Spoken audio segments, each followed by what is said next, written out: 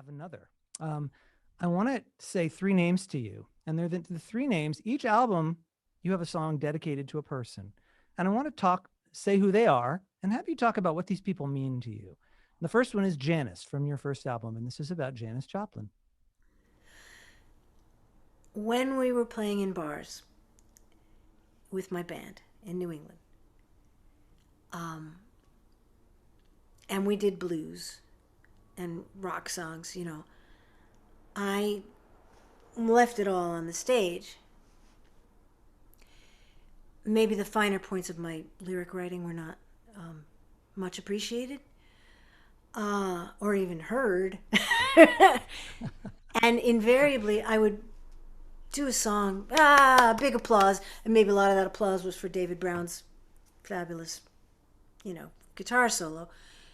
And somebody would come up to me and say, "Oh, that was pretty good." I love that comment. "That was pretty good. Do you know anything by Janice Joplin?" And let's leave aside whether did Janice, was she a songwriter? Yeah, eventually she wrote some songs, but that wasn't her main thing. And I thought, Janice Joplin, she sings all, it's off key. It doesn't make a good sound. I don't. She's doesn't have respect for the traditions of black music. She's just stomping all over it in hiking boots. So why do people associate me with Janice Joplin? Which, if I were just in a coffee house playing my guitar and singing, they wouldn't. And I do remember, and my mother, when she was alive, denied that this ever happened, but I remember it clearly. She was driving, and I was home from college and almost done with college. And she sort of gingerly said, "Well, so what do you think you'd like to do after college?" Well, what kind of question was that? I was a professional songwriter. I said, "Well, I'm going to be a singer, songwriter." And she started to cry, and she said, "But but what about Janice Joplin?"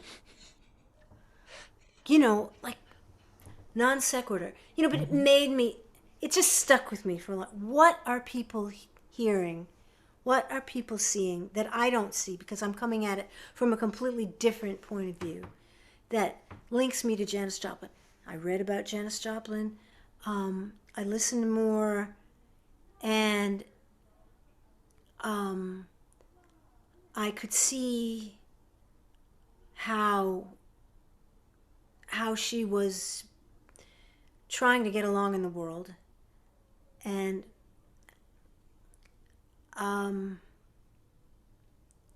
I could really relate. Frida Kahlo. Mm. Oh, what story can I tell about Frida? But I'm trying to think. How did I originally? Oh, yes. I know. I went to the Museum of Hispanic Arts. I think that's the name of it. It's across Central Park from where I live, and it was a compilation show of all kinds of Latin American artists. And I had seen pictures of Frida Kahlo of her work in books, and I was like, primitive, meh. But and there was Diego Rivera there too, and her pictures, boom, just of all the things there. And there was that autobiographical element. There were pictures of aborted babies, and Diego in her mind, and the tears, and and I could really relate, especially, and also the story of, here was Diego Rivera, big time artist, and there she was, but she was really incredibly great. She was also, talk about vulnerable, she was nearly killed. It was such a story. I just wanted to tell the story that she was in a bus accident when she was in art school, and she never really recovered from that, and she was in pain her whole life. So yeah, I could relate to her story. Interesting that you were also in an accident later. Yeah. And your mother, of course, being an artist, there's a lot of resonance there. That past and future, very interesting. Hmm. What about Elizabeth Warren? Well, that song, Thank You, Elizabeth, was inspired when, um, I guess, when she suspended her campaign for president. And I had just thought, wow, she's so smart. She's just so smart and also so, seems to be so giving, generous. I just kind of wanted to write, well, you know, thank you. People mistreated you, and people said horrible, horrible things about her. And so I wanted to say thank you. Yeah, and it's a nice thank you. I thought, did she get to hear it? Did you send it to her? I tried. I'm still not sure if she's heard it. Same thing with the song about Rachel Maddow, because I sent it to their public email addresses. I don't know if they got it. I'm trying to find somebody who knows, somebody Yeah. that maybe they can get it to them, because I'd like them to hear their songs. You're not only a performer, you're a teacher, and you've been helping people, as you say, begin to write for quite a while now, I believe. What is the most important thing you want these students to walk away from you with?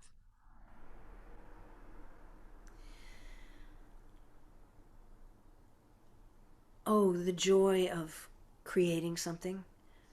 And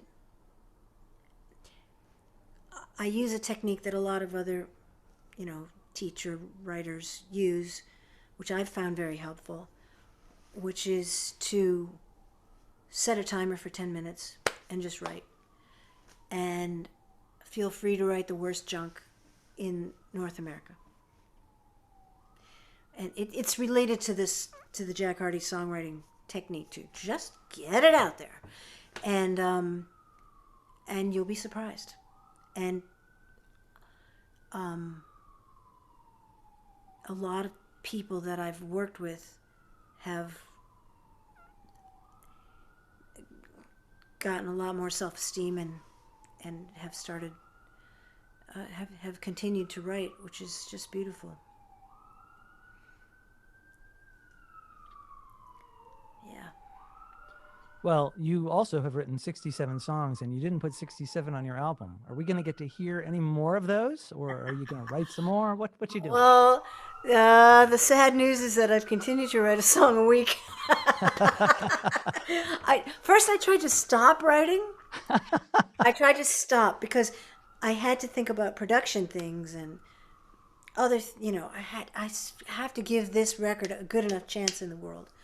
But I was just feeling so down about it. So I decided that what I would do is write a song a week, but not try to finish it, and just purely play.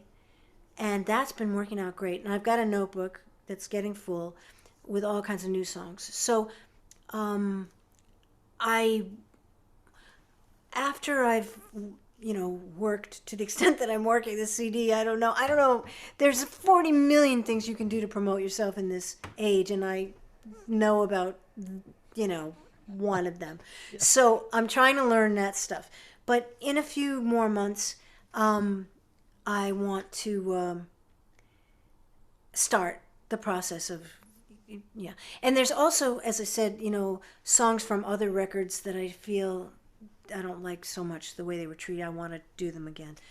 I want to cover songs. I want to do a lot of stuff. So I'm going to be busy. Well, as you continue to grow from this new place that you found, how can people follow you?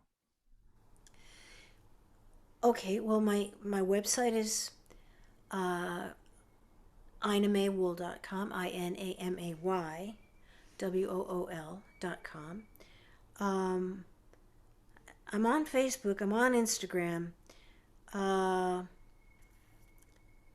guess on the website and these are some of the things that I have to get better at. There is a way to sign up for my mailing list on the website, so that would be a great thing if people would do that. it took me a long time to get this set up, you know, to be able to record. But now that I have it, I would like to start to do more shows on my own and other people's shows. So yeah, I guess the mailing list would be the best way. The email, yeah, it's funny that all the technology, but really, if you want to have control over your, if you really want to not have, you know, the algorithm, it just, you know, there go. I have almost 5,000 followers on Facebook, but maybe 100 people see my stuff regularly, maybe less than that. So, yeah, you got to learn. You got to learn the technology. That's my song of last night at the songwriters group was cute little kilobytes, awesome monster megabytes, because I've been getting my songs on these compilations now monthly, so it's singles, because that's how the business works these days, singles.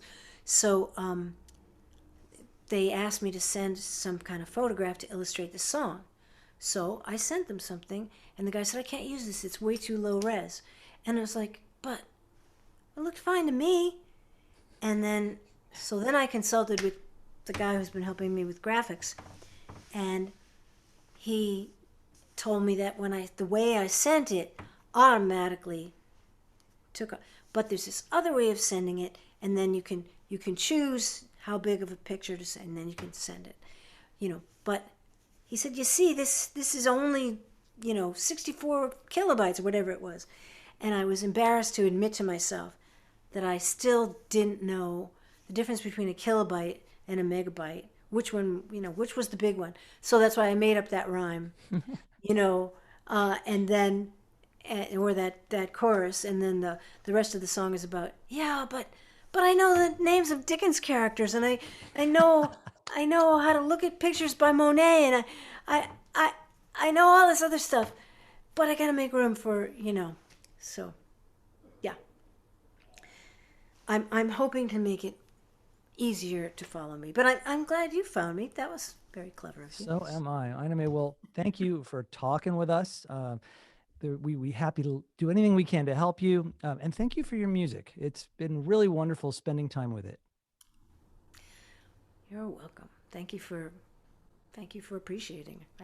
I appreciate your appreciation. And we appreciate you. And we appreciate you too, audience. Thanks for joining in and checking us out. We appreciate that you come and you want to learn about these folks that maybe you've missed along the way. If you want to reach me, you can reach me at adam@willowschoolga.com. Please like these videos if you like them. Please subscribe to our YouTube channel. We need you. Thanks very much, folks. Be sure you check out our other interviews coming down the pike, and we'll see you next time.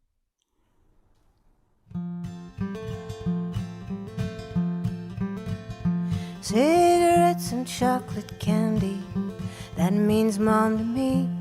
She was watching Frank Sinatra and Sid Caesar on TV. She was a rebel, never quite got free.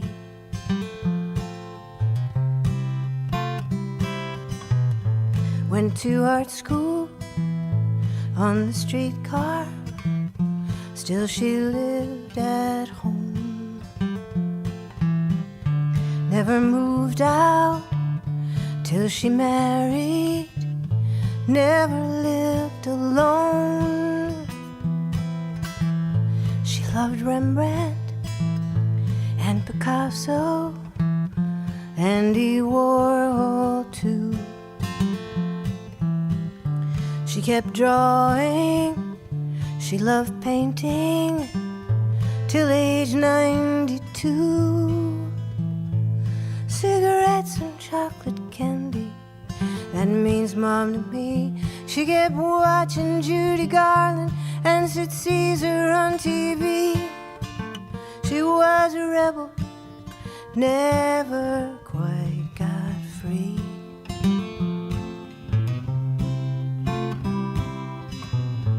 $50 at the grocery kept us all alive. She got dinner on the table every night at 5.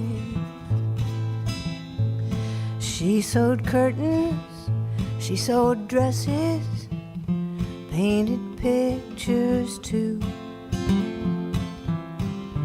And she lay down with a headache every afternoon. Cigarettes and chocolate candy, that means mom to me. She kept watching the TV. Oh, she was a rebel, never quite got free.